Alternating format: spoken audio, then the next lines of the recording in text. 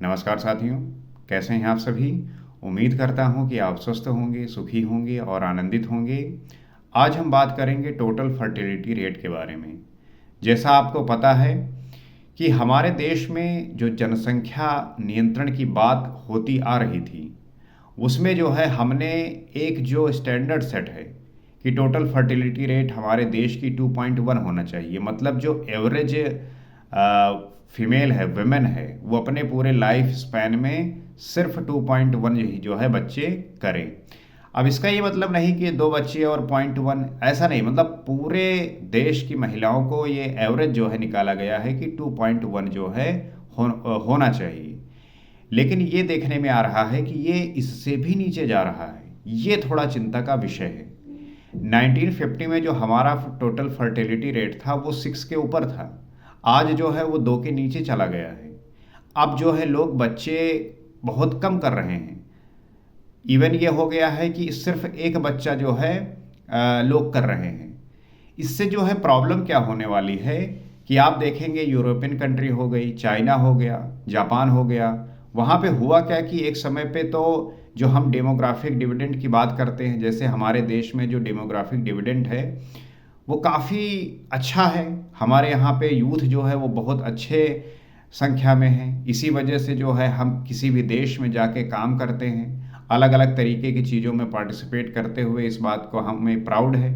लेकिन अगर ये हाल हुआ तो हमारा भी हाल जो है चाइना, जापान और यूरोपियन कंट्रियों जैसा हो जाएगा कि हमारे यहाँ पे बूढ़ों की संख्या ज़्यादा और जो जवान हैं वो कम हो जाएंगी। क्योंकि ये धीरे धीरे जो है ये प्रक्रिया होती ही जा रही है। इसको लेके जो है आंध्र प्रदेश ने एक जो है बिल लेके आ रहे हैं, उसमें ये इंसेंटिवाइज करने की कोशिश कर रहे हैं कि जो भी तीसरा बच्चा करेगा उसे जो है 25,000 जो है रुपए दिए जाएंगे। मतलब कि बच्चा अगर आप तीसरा कर रहे हैं तो आपको 25,000 रुपया दिया जाएगा। ये जो है एक बिल आ रहा है। आंध्र प्रदेश ने अपने विधानसभा में इसको जो है वहाँ के जो चीफ मिनिस्टर चंद्रबाबू नायडू हैं ये लेके आ रहे हैं। तो इसका मतलब ये है कि ये काफ़ी चिंता का विषय है कि लोग जो है अब बच्चे पैदा करना नहीं चाहते। वो सिर्फ एक और उससे भी जो है उसमें ही सेटिस्फाइड हैं। इसके कई सारे कारण हैं। पहली बात तो ये कि हमारे देश में जो पॉवर्टी है वो अभी भी बहुत ज़्यादा है और समय के साथ जो है न्यूक्लियर फैमिली बढ़ती जा रही है। समय के साथ साथ जो है जो शादी है वो लेट हो रही है। जैसे कि पहले के समय में क्या होता था कि शादियां जो है वो 15 साल 16 साल से स्टार्ट हो जाती थी। तो जो फर्टिलिटी जो प्रेगनेंसी का जो बच्चे डिलीवर करने का समय होता था, उसका लाइफ स्पैन होता था, वो ज़्यादा होता था। आज जो है लोग 30 साल उसके बाद शादी कर रहे हैं। इवन यहाँ तक भी ऐसा हो रहा है कि अब लोग शादी भी नहीं करना चाहते। इसकी वजह से जो है जो बच्चे पैदा करना अब बहुत ही एक तरीके से लोग चाहते ही नहीं हैं। ये चीज़ जो है आप देखेंगे जो मेट्रोपॉलिटन सिटीज़ है वहाँ पे और कम होती जा रही है।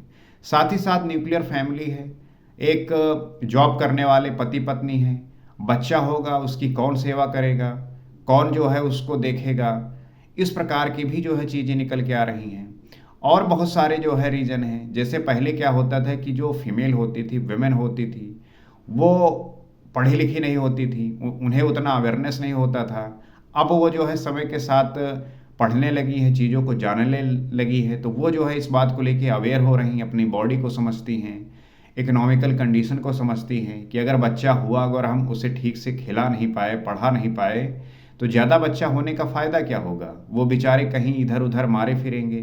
तो बेहतर है कि हम एक ही बच्चा करें लेकिन उसे सारी फैसिलिटी प्रोवाइड कर सकें, उसे अच्छे से खिला सकें, पहना सकें, पढ़ा सकें, सारी जो है उसकी ज़रूरतों को हम पूरा कर सकें।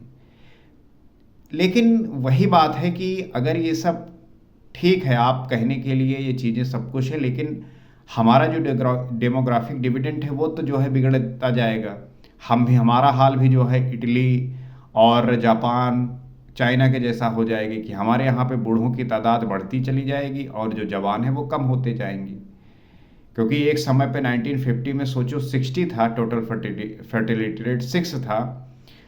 आज जो है वो 2 के नीचे चला गया है। तो ये जो है एक चर्चा का विषय है। बहुत सारे ऐसे लोग कहेंगे कि ये तो बहुत अच्छी बात है, हमारी जो है जो इतना पॉपुलेशन है, इतनी जनसंख्या है, वो कम ही हो जाएगी। लेकिन उनका कहना काफ़ी हद तक ठीक नहीं है, क्योंकि ये हमारे ही अपने पैर पे कुल्हाड़ी मारना होगा। क्योंकि जो हमारा एक डेमोग्राफिक डिविडेंड बना हुआ है वो उसी रेशियो में बना होना चाहिए, उसी तरीके से चलता रहना चाहिए।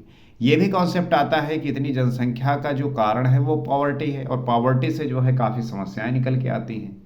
तो जनसंख्या कम हो जाएगी तो पॉवर्टी कम हो जाएगी। इसके जो है दोनों पक्ष हैं। कुछ लोग कहते हैं कि ये अच्छा है, कुछ लोग कहते हैं ये बुरा है। लेकिन सीधी सीधी बात है कि हर एक एज ग्रुप का जो है एक सही जो है फेज़ में होने चाहिए। मतलब ऐसा नहीं कि बच्चे कम हो, जवान कम हो, बूढ़े ज़्यादा हो जाएं, या जवान ज़्यादा हो, बूढ़े और बच्चे कम हो, या बच्चे ज़्यादा हो, जवान बूढ़े कम हो। कहने मतलब है कि एक ऐसा होना चाहिए कि सब पैरेलल एकदम सीधी और सही रेशियो में हो, तब ये बेहतर होता है। इस बात पे हम जितना भी बात करें, जितना भी चर्चा करें, ये यही कंक्लूज़न आएगा कि हम इस चीज़ को गवर्नमेंट को या इंडिविजुअल जो लोग हैं उन्हें इसके बारे में पूरी अवेयरनेस फैलाकर इस बात पे आए कि जो एवरेज है उसे बना के रखें। जैसे टोटल फर्टिलिटी रेट 2.1 है, तो 2 बच्चा तो करे। लेकिन इसमें भी जो है काफ़ी आने वाले समय में कहा जा रहा है कि लोग तो बस एक ही बच्चा करेंगे। ऐसा भी हो सकता है कि बच्चा करे ही ना। तरह तरह के जो है टेक्नोलॉजीज़ आने की वजह से, तरह तरह की चीज़ें सुविधाएं होने की वजह से ये चीज़ जो है और आसान हो गई है। तो हमें जो है सारी चीज़ों को समझकर, जानकर इस पे जो है काम करने की आवश्यकता है, ताकि हमारा जो डेमोग्राफिक डिविडेंड है वो बिगड़े ना। हम ग्लोबली लेवल पे अपने आप को वो बना सकें, और अपने यहाँ की जो सारी ज़रूरतें हैं, सारी चीज़ों को सही तरीके से मैनेज करते हुए उसे हम लेके चलें। कहीं पे ऐसा ना हो कि हम वीक हो जाएं और हमारा जो फ़ायदा है वो कोई और उठा सके। हमें सारी चीज़ों को बहुत व्यवस्थित और स्ट्रक्चर तरीके से काम करने की आवश्यकता है। तो मुझे पूरी उम्मीद है कि आप इस बात से सहमत होंगे।